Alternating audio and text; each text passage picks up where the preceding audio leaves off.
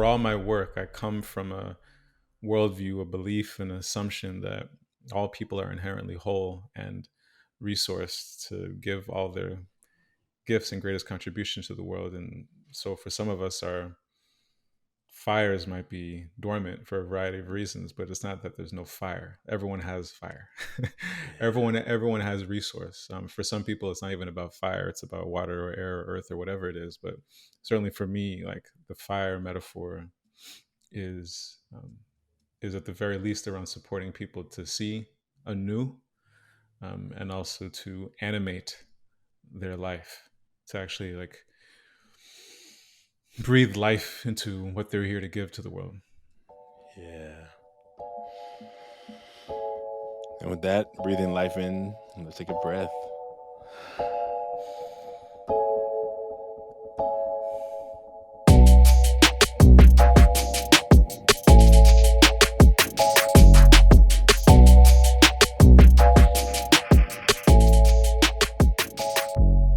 Welcome to the Taking Off the Mask podcast. My name is Ashanti Branch, and I'm really glad you joined us. Today's guest is Didier Sylvain. Didier is a leadership trainer and a life alignment coach.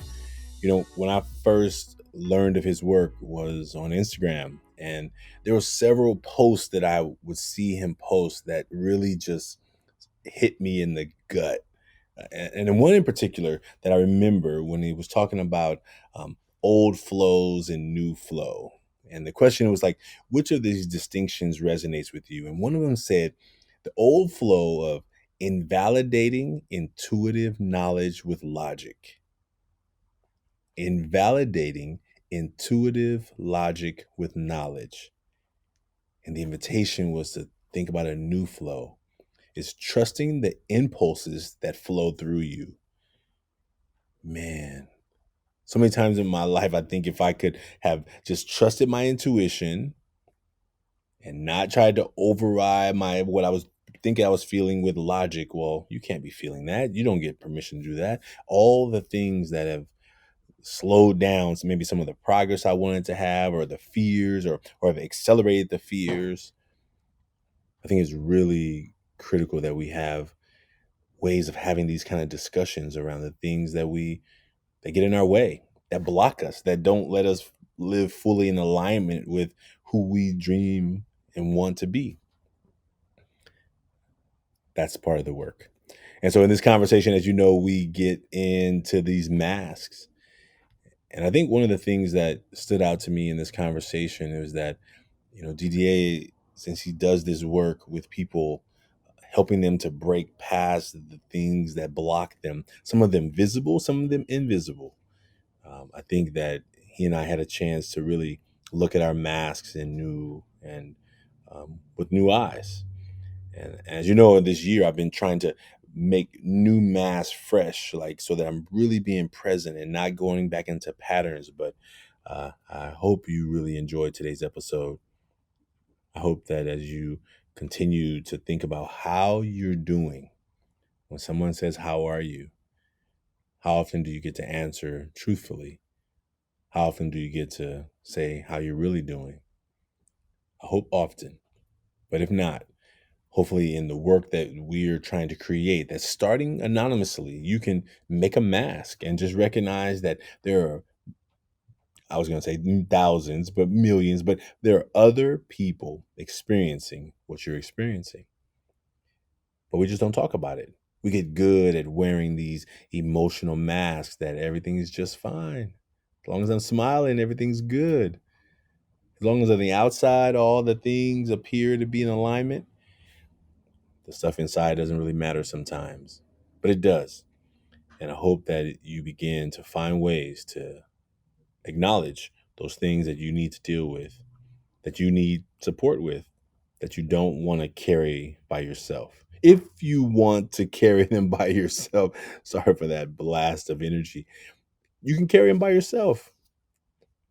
But I would imagine that there's someone who would be willing to support you so that you have a support. I know it's not always easy, but I think it's important. We hope that you will be a part of this movement and more You will share this episode with somebody who you think can gain value from this conversation. Please enjoy today's episode. Didier, welcome. Thank you, sir.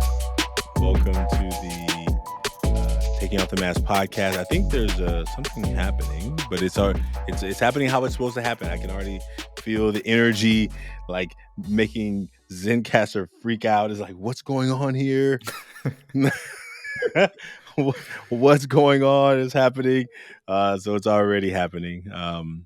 Would you introduce yourself to the audience and just tell them who you are, what you're up to, and then Sure. we'll jump in. Sure. Yeah, happy to. Appreciate it. Yeah, my name is Didier Sylvain. I'm a leadership trainer and life alignment coach. My life's calling is to create and hold transformative learning space for people to step into their power and give their gifts to this world. And I've been doing this type of work for a number of years, and it's a great honor to do this work. I'm based in LA, grew up in New York, child of Haitian migrants, and I'm a musician as well. And super honored to be here. Do you, just out of curiosity, based on how you said your name, is your name French? Yeah, my people are from Haiti. Yeah. Okay, right on. Yeah. Well, sending a heartfelt love to the people of Haiti right now. So thank you for presencing that. Yeah, appreciate that. Yeah.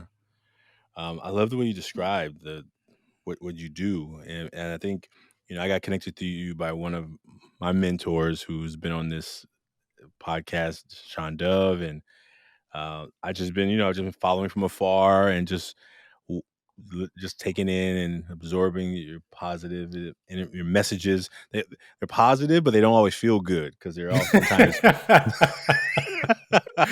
I love that. I think they They're feel positive. They don't always feel good. Yeah, sometimes we need stuff that just doesn't feel good, but we need it, right? But like we medicine. need it. But we need it. Like exactly. It's like the medicine we need. And we're like, mwah, mwah. I don't know if I want to taste that one I don't right want to there. taste that right now. But it's real and it feels real. So thank you for. I appreciate that. Even before meeting you right now, that you were putting words out that I feel were really helpful to me. So thank you.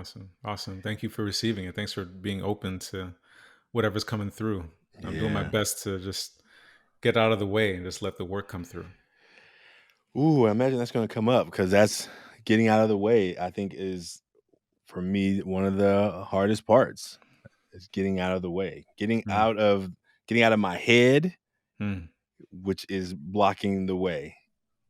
Yeah. So, yeah. Well, yeah. okay. A lot. I mean, we could just riff on that right now. I mean, I'm just like, Ashanti, you want to go there right now? Like, are you opening a door right now? We could go. We could just talk about getting out of the head and into the body, or getting out of the head into the heart in particular, getting out of the head to allow other sources of wisdom available to us, or us to presence our gifts in this world and offer our greatest contribution to community. I'm here for it. So yeah, and I think that's the piece, right? Like when we talk about these masks, what this activity we're doing is like 6 words, right? One picture in 6 words, but is way more than that, right? We're inviting people to like think about these things on the front of the mask and back of the mask that we often don't get a chance to talk about, and I think since we've been doing these episodes for a year now, I've been realizing like when am I going to get chances to go deeper, right? When am I going to get chances to go because I'm making masks all the time, and so I realized at the 50th anniversary, the anniversary episode, 1 year anniversary, our production manager, he was like, "How about you? Can we try something new?" He's like, Why don't you put words you've not used before?" And I realized that when he said that, like a lot of my episodes, I'm running on autopilot sometimes. I'm trying to find new presencing, new words, but I'm mostly kind of a pattern, And so you and I, who have never met before, but and I've just only seen you from afar, like we get to know each other a little bit better today. We get a chance to try, just based on what can come out of these 6 words, and then hopefully it lands itself to something that may last longer than that, right? I think that's our vision with these masks is giving people a chance to recognize that there's so much more to you than anybody could ever see by looking at you, Mm. than listening to, reading a post, reading a quote, reading, like, there's so much more to each of us, to all of us. But oftentimes our eyes take over, and it says, "This is all there is." That's, hey, that's what you see. You see, what you see is what you get. And we miss that's one of those phrases that is so, it's so limited, you know, Mm.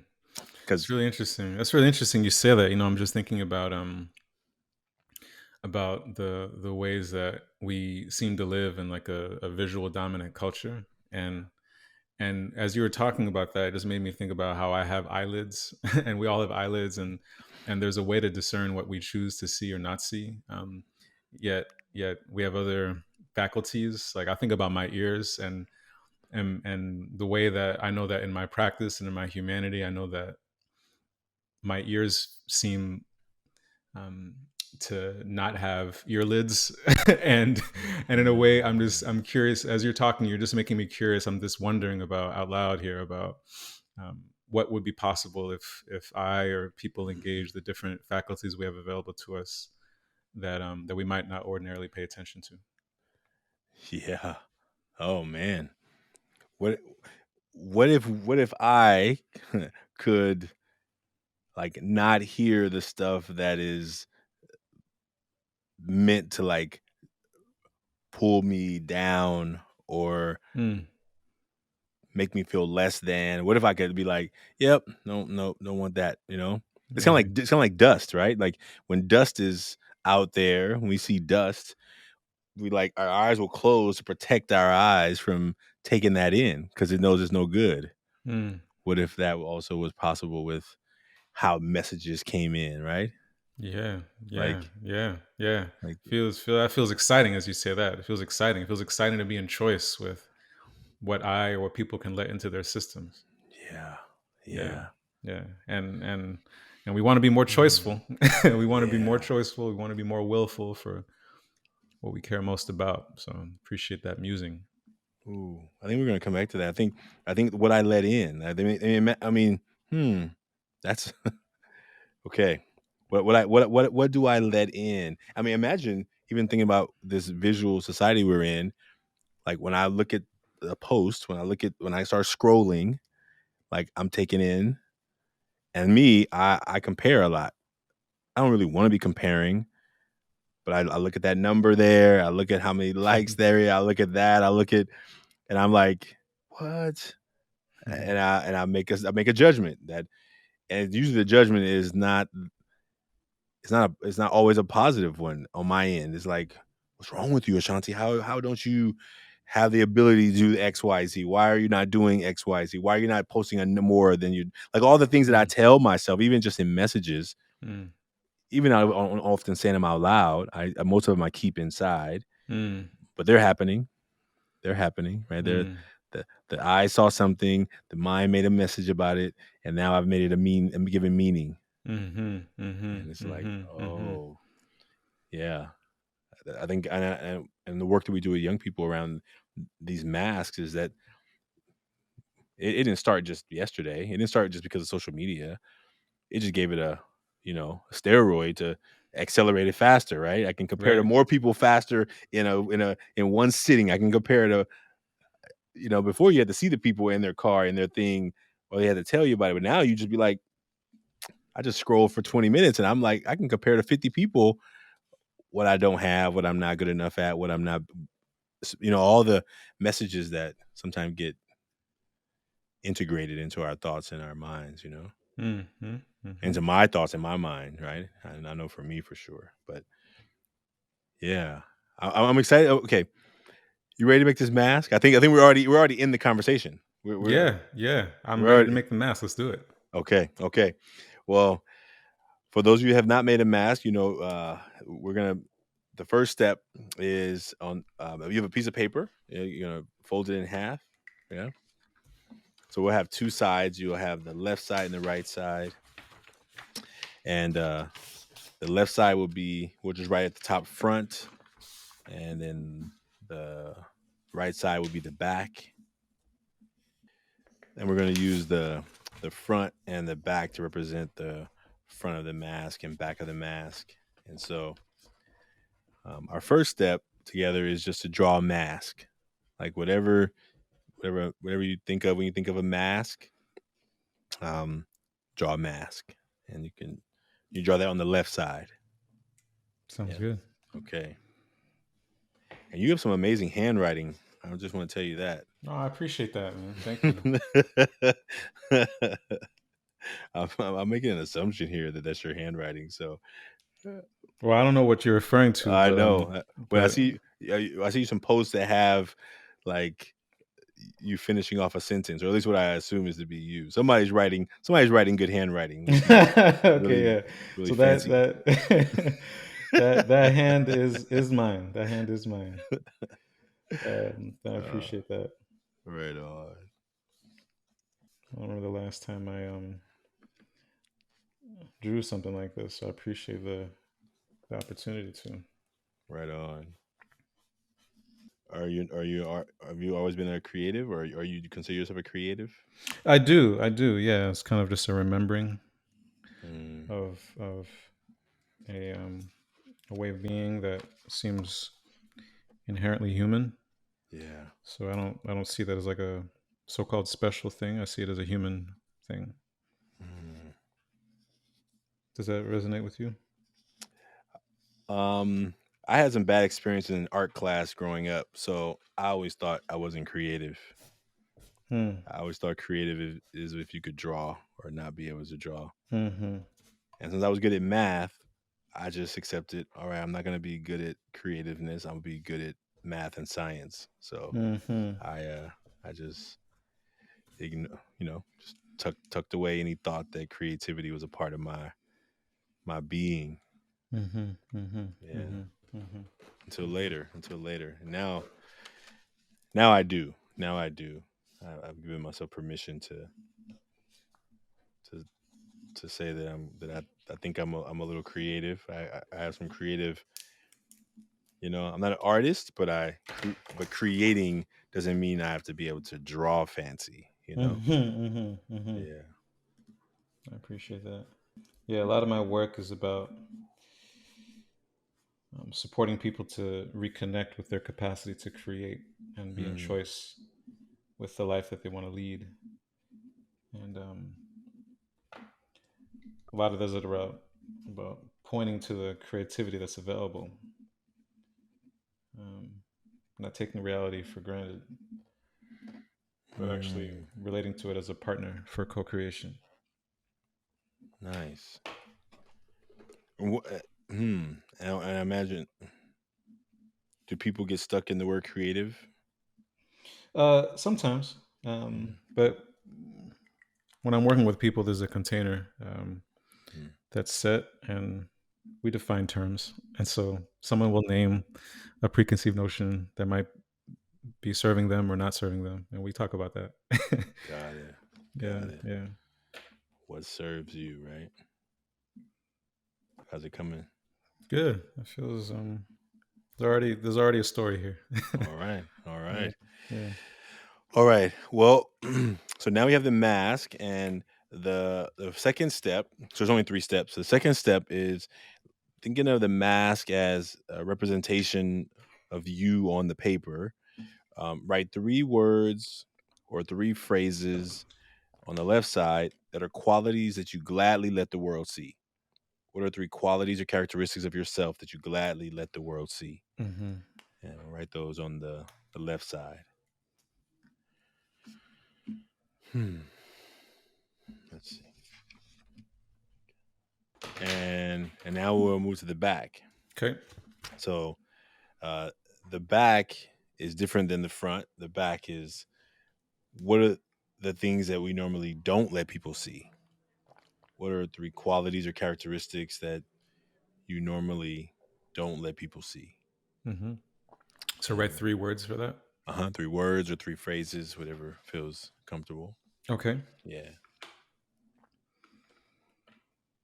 I've been uh I've been trying since we did the 1 year anniversary to think of like words I don't that I mean once you're gonna come to the end of words, right? But that is like, what if I show new words, right? Like I'm like, oh, how do I get? It makes me even more present. I think I'm always present when I make them because I make them for each show. But like to be like, what's really real right now, even more so than before, you know. That's awesome. That's So awesome. It's one of the benefits of repetition.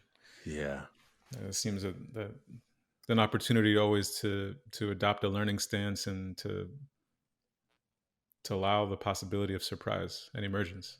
mm, and it does sometimes. I'm like, no, I'm not writing that. I'm not writing that. I'm Not well, today. since Not today.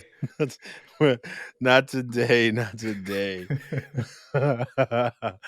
Oh man! So since you're the guest, Yeah. you get to decide who goes first. So, and then if you go first, you just read the front, and if there's anything you want to say, you can say anything about what the front, or if you want me to go first, or but it's your Yeah. choice Why because don't you you get go to. first today? Okay. All right. All right. Well, here is what came up today. Uh, Mm, and the words that came up on the front today were passionate, intense, and caring.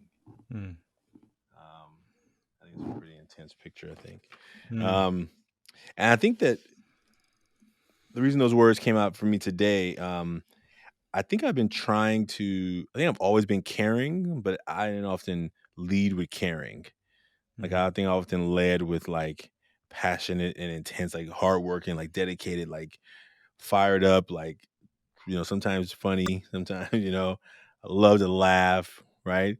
mm, Um, but even like when I think about work and laughing and making time for fun or even making time for celebration, I know that I'm sometimes bad at that. mhm, Like if we get a grant, I've seen movies where people get a big project, they get a grant, they would go out to eat and they celebrate, and I'm like, we get the grant, and like 12 minutes later, I'm like, okay, let's get back to work. It's like I I find myself sometimes, as much as I really I care about this stuff so much that I feel like if I take my foot off the gas at all, like it all goes away. So I mhm, think, mhm, yeah, so passionate, intense, and I care a lot, So mhm. um, Beautiful. yeah, those are the ones Beautiful. that's what stands out right now. Beautiful. Thanks for sharing. Yeah, I thank love you. your mask. I appreciate that, man. Appreciate. Yeah. And then you want to share the back or you want to do that after? Well, normally we go. I mean, we normally go front and then back and back, Okay. but Okay. we That's can, cool. yeah. That's Okay, cool. Yeah. So I'll share my mask, my front. okay. Okay. So here's my front. And the words are kindness, groundedness, and playfulness. Mm, And yeah, I was just struck by two things really, just the eyes and the mouth. Um, yeah, and so those three words feel true for sure: the kindness, groundedness, and playfulness as things that people often experience. At least that's feedback I receive. yeah, Um, I'm struck by the eyes. I think part of my presenting mask is as one who supports people in new sight, new ways of seeing their own lives, new ways of seeing the paradigms that have served and or might limit them. And I mean, in a way, I'm in the business of discovery, and so that's a metaphor perhaps for facilitating that. And then the mouth, yeah, I drew it like a scale, which I was struck by. So there's just numbers, and in a way, part of my mask is one that has learned throughout my own socialization that being precise with words is what's required to be lovable and mm, accepted. And so I think there is a pattern of performing like precision, yeah, like vocal precision. That's an old pattern of mine, and I've come to love it. I think it serves me, and um, it is also entangled with like a shaping of what it means to be a acceptable human. mm. Yeah. So thanks for that. I appreciate it. No, thank you. That was it's beautiful, and I, I I was wondering what that was on the mouth. I appreciate you explaining that because that's pretty intense. It looked like it was like intense. Yeah. It was like in, Yeah. Okay. Yeah. So the intense in me recognizes the intense in you.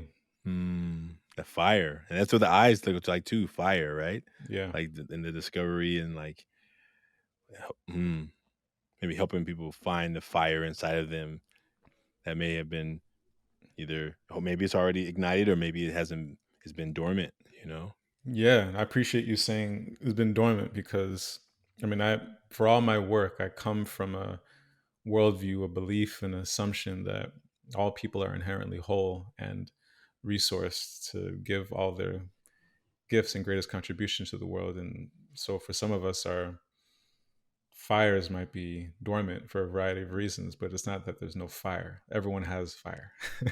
everyone has resource. For some people, it's not even about fire; it's about water or air or earth or whatever it is. But certainly for me, like the fire metaphor is is at the very least around supporting people to see anew, and also to animate their life, to actually like breathe life into what they're here to give to the world. Yeah. And with that, breathing life in, let's take a breath.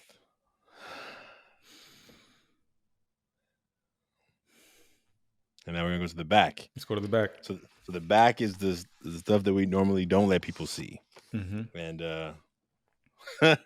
okay, these are the ones that came today. So I'm just gonna let them ride. All right. Mm. It's doubt, worry, and based on what we talked about earlier, comparison. Like Mm-hmm. not Mm-hmm. enough. Like the comparing, like I think the question more is like, am I enough to do this? Am I able Mm. to grow this organization into what I dream of it being? Like, Mm. I know what I dream of it being, but do I have what it takes? And I think that's actually they're all in that same genre right now. Wow. Mm. Doubt, worry. Yeah, it's really real right now. I think it's real in this almost is real right now more because things are going really well, right? Mm. I think I'm huh, interesting. Like we just got this grant that's came out of nowhere. I mean, we didn't apply for it. It just they found us, Mm-hmm. and that's exciting and somewhat scary, right? It's like, but it's also like I've been.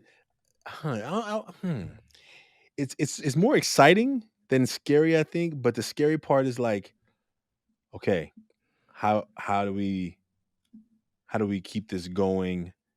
And I think that's this feeling of that worry, like I can't let the foot off. I can't let Mm-hmm. okay, I can't the reason I got this is because I've been working so hard. So I Mm-hmm. can't stop working hard, even when part of myself is trying to like be more of a rester, right? Mm-hmm. To be Mm-hmm. able to like take weekends and have a weekend and take a vacation and not Mm. feel guilty. Like that's really real right there. Even more so, Mm-hmm. Mm-hmm. right? Almost the I'm trying to think of how to describe it. It's hard to find the right words for it right now because this is actually I'm just putting the thought together. What like I feel thankful that we got this grant. I think we have earned it. We've worked hard for it, and it should give me more reason to say, okay, I got a little breathing room. Mm-hmm. That's what I think it should do. I think intellectually, of all the books I've read, all the nonprofit people I've heard and talked to, hey, you got a little breathing room now. Mm-hmm. But part of my analytical brain, the engineer brain in me is like, dude, but if you it only came because of all the hard work you put in, so therefore you can't stop putting in the hard work, otherwise it's all going to fade away. Mm-hmm. And that's I mean that's partly realistic, makes sense, but it's also it's only half the story. Mm-hmm. Mm-hmm. Mm-hmm. And so Mm-hmm. Mm-hmm. yeah, so I'm constantly having a battle with my own my engineering brain and then my heartfelt open heart, like take self-care time, like Mm-hmm. and I'm like on the weekend if I'm like my calendar's not full enough, I'm like I start telling myself I'm being lazy. Mm. Like you're not smart enough to be taking weekends off. What are you talking about? You better work harder. Like just that's the internal dialogue Mm. that rarely comes out of my mouth. I mean, only Mhm. in moments Mhm. like this where I get a chance to find some comfort to somewhat talk about it. But during the week, and I have to I'm running a team, right? So I can't be the doubter on the team if I'm running, right? Like Mhm. sometimes I even worry about talking about it on the podcast because I'm like, well, they're gonna hear it and then they're gonna know that sometimes I don't know what the heck I'm doing. I'm acting like I know what I'm doing. I got the vision. I know where we're going. Do I know how to get there? I don't always know. So Mhm. I'll stop there. I'll stop there. That was a lot. I didn't expect that, but thank Thank you. you for sharing all that. Yeah, no, thank you. Yeah. I appreciate you sharing all that. When we it seems that when we speak into our own experience, it helps others see their own. And in a way, everything you're saying, like you're inviting me to kind of see how that lives inside me, how doubt lives inside me, how worry lives inside me, how comparison lives inside me. And there's a couple things that came up for me if I can share Yeah. before I share my back is yeah, I mean, as you were talking, I just had this impression of um, an incredible commitment to hard work and to effort, and and in a way, I almost felt exhausted just hearing you talk. In part because I just recognize so much of what you're describing, um, and it made me curious about the cliche of um, work smarter, not harder. And why Mm, is that a cliche? and yeah. and what does that actually mean for you or for me or for anyone listening who is interested in inviting in more ease Yeah. into their life more consciously? Yeah. What is it? What does that mean? What does that look like? And everyone has a different relationship with um, overcommitment or refusing to delegate or um, Mm, workaholism or whatever it might be. Um, I want to just invite the possibility that there's no need to shame any of that or to feel bad about any of that or to judge any of that, but we can actually just look at it and consider that we're all human and we're shaped and we live inside paradigms, and what becomes possible when we actually notice the paradigms and consider there's another choice that might be available, like the rester within is available, delegation within is available, or whatever. So that's something that came up for me, as well as the possibility of considering that we're never really alone, even mm, though it often feel like we might be. As you were describing, I saw the image of one like race car driver on a track, kind of like solo, like on a track, but just like the wheels are just kind of spinning, and and then it was just like, I bring the crew in, and the crew comes in, and then like and then pave the road, and all of a sudden the burden kind of eases once there's a reminder that there's mm, a team available. It was just yeah. another image that came up. I just felt compelled to share with you. Oh. I don't know how you mentioned the word delegation twice, but that is without a doubt one of them. Like letting go of all the pieces. Like I think I've been running this thing by myself for so long that now that I can't, like where we're going next, I have to bring in more people. Mm, And I realized that a lot of the pressure has been me not thinking that I can do it all. I have no doubt that that's not my thought, but willingness to let it go and let it be done by someone else. It's going to look different than maybe how I would put the order of the whatever. Well, one of our new young men who's doing work with us right now, he does work on social media. Every question he asked me yesterday was like a rabbit hole of like, "Hey, I need the AdWords password, blah blah blah blah." I'm like, "What the what? Where do I get that from?" And then I'm like looking for it, and I realize I don't know the password to that or that, and I got to go find a new pass. And I'm yeah. like, "This is more work to give it away Yeah. than it was just not getting done." Yeah. Yeah. But Yeah. I know what my barrier is. Is my barrier is like, "Oh, I gotta do all this stuff to give it away. Why not just not Mm, give it away?" mm. Anyway, and that's what I felt. Yeah, I told him yesterday. I said, "Every time you ask me a question, you send me down a rabbit hole." And I felt it. And he looked at me. He just smiled, and he was like, Yeah, just I need the password.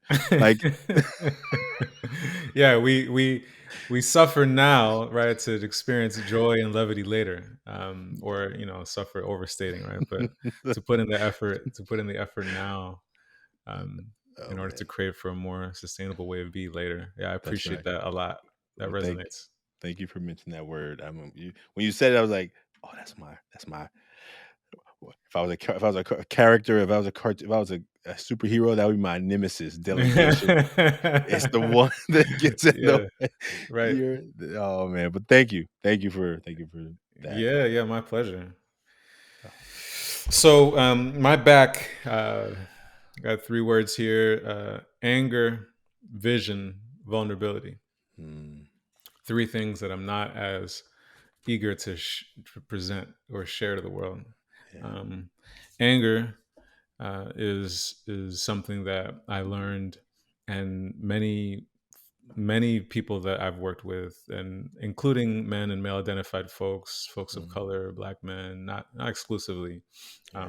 This has appeared often Yeah. in those types of conversations I have, that um, anger is dangerous and violent and criminal Mm, and mm, criminalizing. And one of the ways that I learned early on, that I know a lot of people do in order to be safe, is to repress it. And it's only in recent years that I've discovered that anger, like any emotion, I mean, the great philosopher Bruce Lee, I think he once said, like, it's just emotional content. Like, it's just content. Like, it's yeah.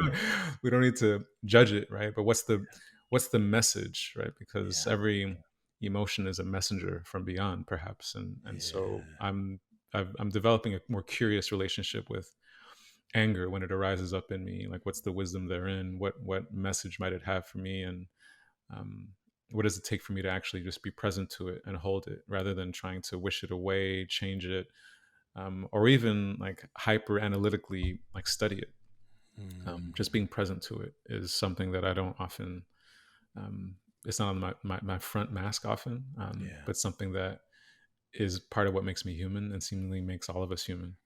Yeah. Vision. I put vision in part because I'm feeling that this is something more emerging. It's on the back, but it's emerging, which is, I, like all people, I believe, have access to a capacity to dream and to imagine Mm, alternate possible worlds we can inhabit. Otherwise, we wouldn't consciously wake up, perhaps, and yeah. every day when we get out of bed. And so, Yeah. I feel compelled to more intentionally share my visions for the world I want to inhabit, share my visions for the coaching community and learning community I'm interested in continually building, and naming the possibilities that I have sense of, that we can live it and inhabit a planet where all people are free from stories and structures of oppression that limit our possibility to be fully human and give our gifts to this world. I'm sensing that this is an emerging part of me that needs to move from the back of the mask to the front of the mask. Is to allow the Mm, visionary to be, and in a way, we all have access to the visionary within, and I feel eager to feed it for all of us. nice. And the last thing I put was vulnerability.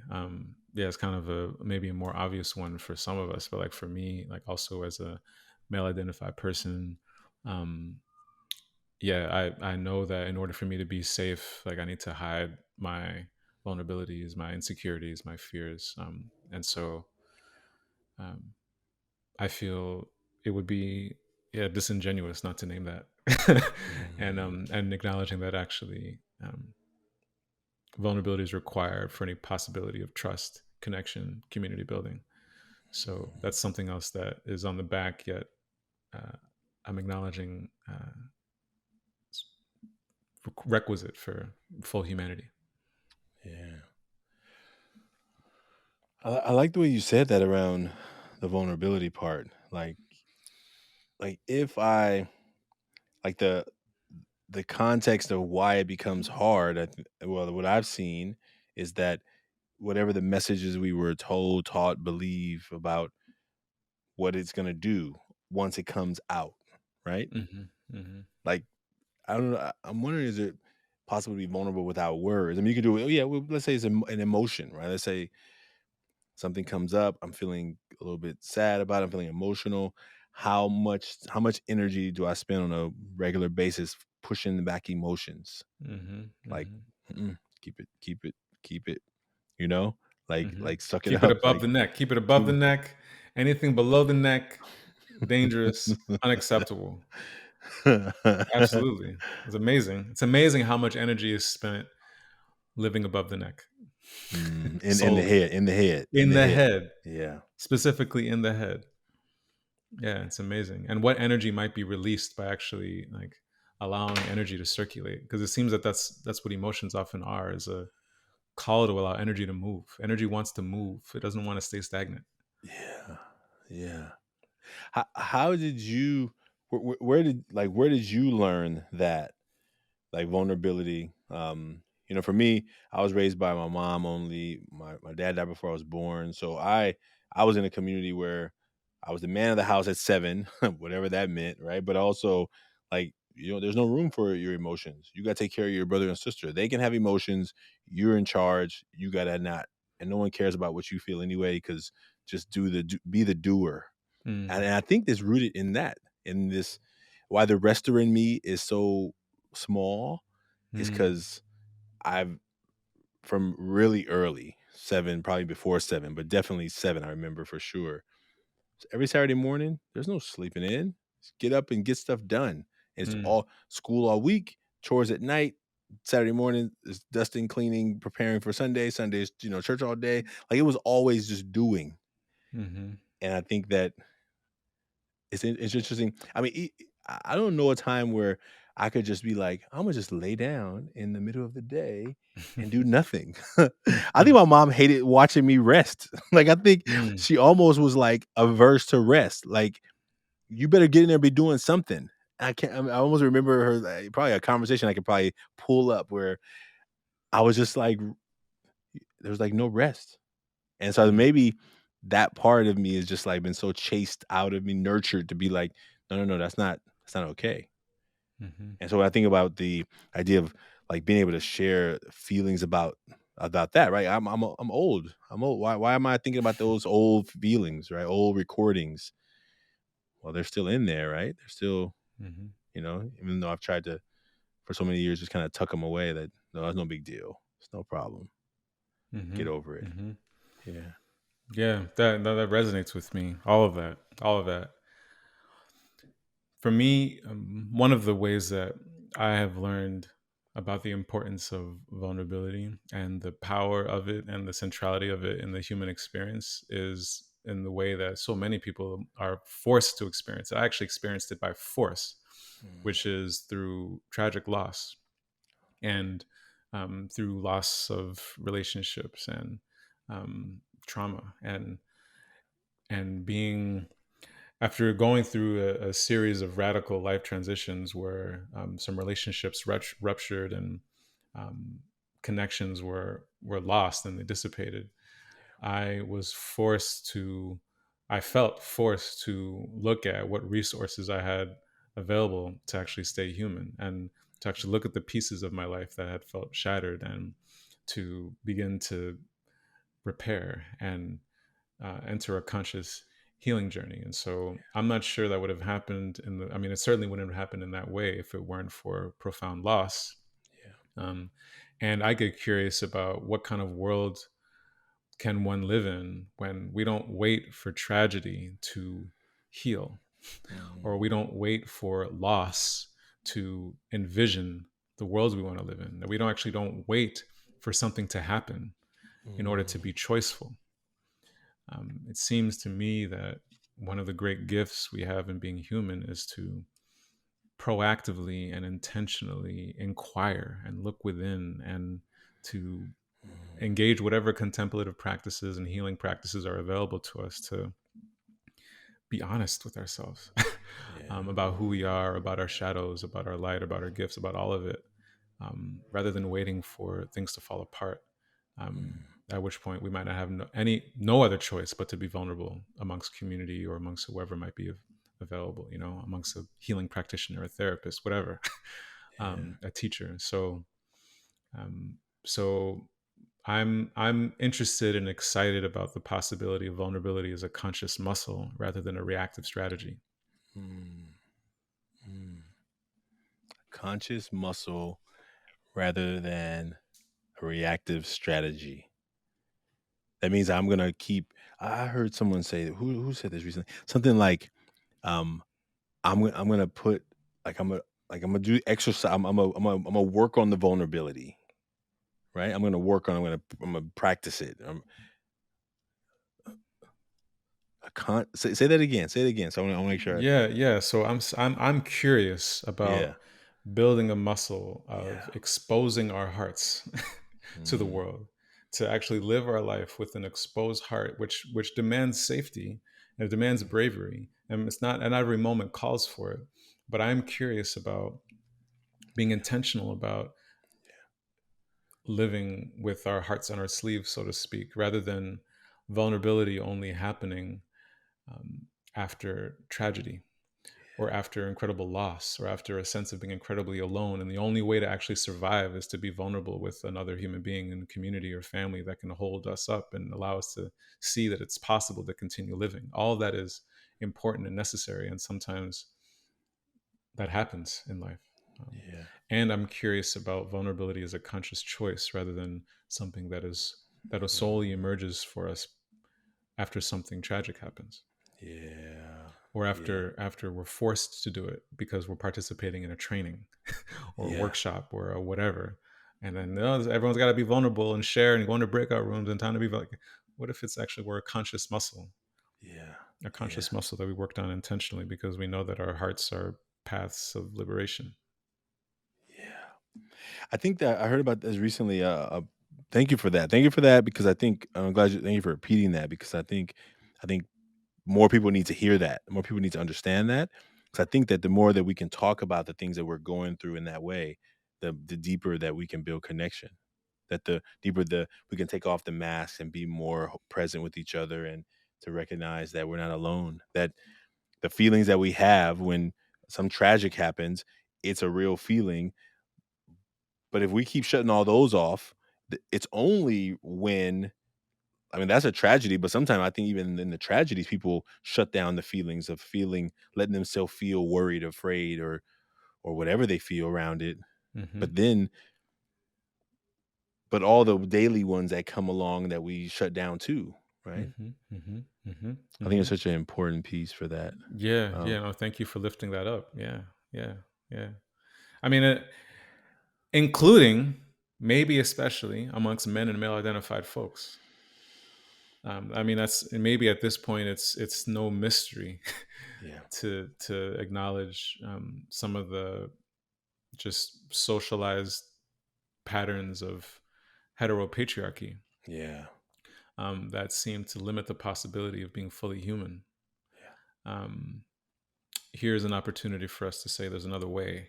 It's possible to be fully human and to be safe by being in relationship consciously with my heart. yeah, yeah. And being fully human means I have a wide range of feelings and emotions. Like a color spectrum, like a Yeah, full, bright, luminous, like every single color. that's right. Absolutely. And then when I shut that off, when I have been told I can't or whatever, then I become only half, if half, right? I become less of myself. Yeah, a part. You become just a part A rather than the part. whole that you are. Yeah, yeah. Oh man, that's what we need. I think you said it, and I think that is the work that I get to. I've seen you do in terms of when I've just witnessed you from afar, and to hear you say these in person. I think it's work that we try and do with young people in our work in mentoring because I want them to not wait till they're 25, 30, 40 to realize I've been shut off half of, a big portion of myself to finally come to a place of recognizing that I've been pretending like I wasn't feeling all this time and now and hopefully it doesn't come out in sideways so it hurts somebody, right? Hopefully it doesn't do that, but Mm-hmm. hopefully I've just been shut off to myself, but maybe I've something else has happened in my disconnection from my full self that has been more harmful.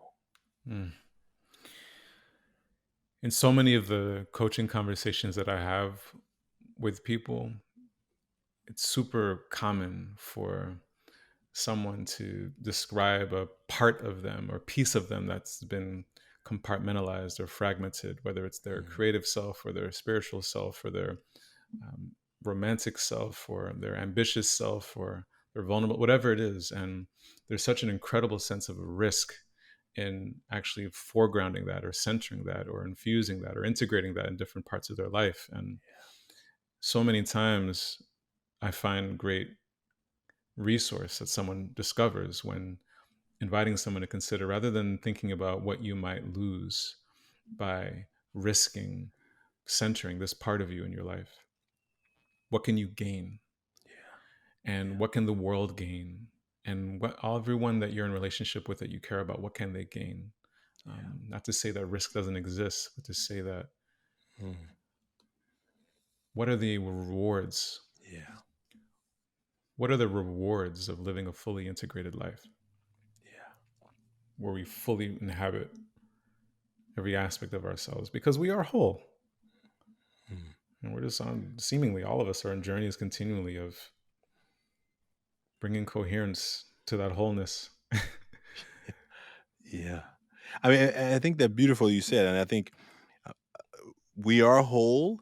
And how do we get more people to show up with all of the whole? Because it's in there, it's in the vessel of our being body, right? But we may have been taught not to show it, so we don't show up as all of ourselves, even though in our I'm here, I'm here. What do you mean? I'm here. Well, yeah, but there's parts of you that are missing, right? And I think that that's something very true that resonates with me because I think I've been holding back Mm, in ways that I think have been just because I don't want to. Who am I? Who am I to be putting out these messages of positivity? Right? I've done some messed up stuff too. Like I'm no saint, right? But I've been on a journey of being the best I can, right? mm. And trying to like say, you know what, my mistakes and my errors and my faults don't have to define me.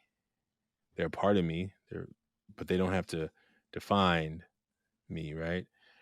And You're more yeah. than you're. I think Brian Stevenson, Mm, um, I believe Brian Stevenson has once said that you are more than the worst thing you've ever done. mm, okay. Hmm. We are more than our mistakes. Okay.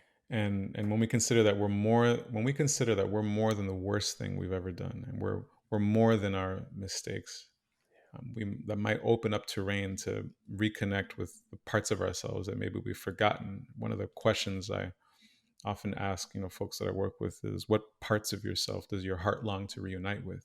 Mm, And it seems like that often can create space for us to see beyond any self-shaming that seems to also stand between ourselves and our own infinity. well, that's the question. That's my question right there. And I thank you for what part of yourself have you been longing to reconnect with? Yeah. What comes up for you when I ask that question? Anything come up for you that you're open to sharing? Yeah. I made a commitment 2 weeks ago to every day to write in my journal or to work on this book project for that 8-year-old boy who shut it all away, Mm, who just got who I had to ignore. mm, I had to ignore his needs. I had to ignore his trauma. I had to ignore what he was feeling because mm, there was other things seemingly more important. mhm, And mhm, mhm, I think I've been longing to reconnect, and I've been afraid also. Like mm, I've been afraid, and I think when yeah, yeah. And so I made this commitment that I was gonna every day, and I haven't kept every day a lot of days, but that I ignored him. I shut him out. I'm mhm, like, mhm, what you experience doesn't matter because we got to keep the family together. We got to keep everything moving the way it is. You got to stay in charge. You're the man of the house. Like I had a lot of narrative around. I was Yeah. I was analytical. And when you talk about being Hmm. exhausted, I sometimes have to like I'm often exhausted. And yeah, I feel thank you that. for that. I feel that. Thank you. Yeah, my pleasure. Yeah. I'm just realizing what time it is, and Yeah. I didn't realize what time it was, and actually, It, there's it another snuck up on me too. conversation. Yeah, Yeah. yeah. Well, I think we hit the perfect point, and I think thank you for this. And I apologize, we went over our No, planned time, it's but all good. sometimes it happens. Will you just tell folks where you want them to follow, where they can learn more about what you're up to, the work you're doing, and I thank you for making time for this conversation. Oh man, this has been a real joy and delight, and I really appreciate the chance to just to talk and connect and explore. And yeah, I would love to continue the dialogue in all ways. If anyone's interested in continuing the dialogue or getting in touch, you can find me on social media. So on Instagram, it's double underscore my full name double underscore. It's Didier Sylvain, and um, I'm on the other things, the Facebook, LinkedIn, all that. I said the Facebook. I did say that, yeah. And then just my first name at myfullname.com if you want to email. And this is myfullname.com is my website. So it's been a great honor to be here, and Thank you. appreciate the chance to connect. Thank you, brother. And we'll have all that in the show notes so people you can be able to find Didier. And I want to appreciate you. Thank you for being here on this Friday afternoon, and have a great rest of your weekend. Have a great conference. Thank you, brother. Appreciate that. Same to you. Right. Appreciate you.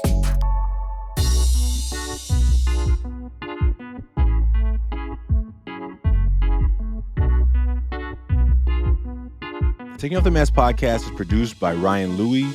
Editing, videography is also by Ryan Louie. Graphics by Kelly Wong.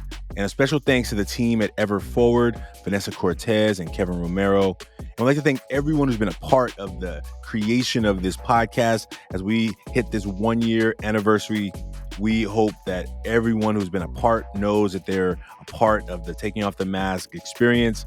And we look forward to you being a part of it as well. If you liked what you heard today, please like, subscribe, and share. And we look forward to us continuing to offer conversations that matter. Take care. See you soon.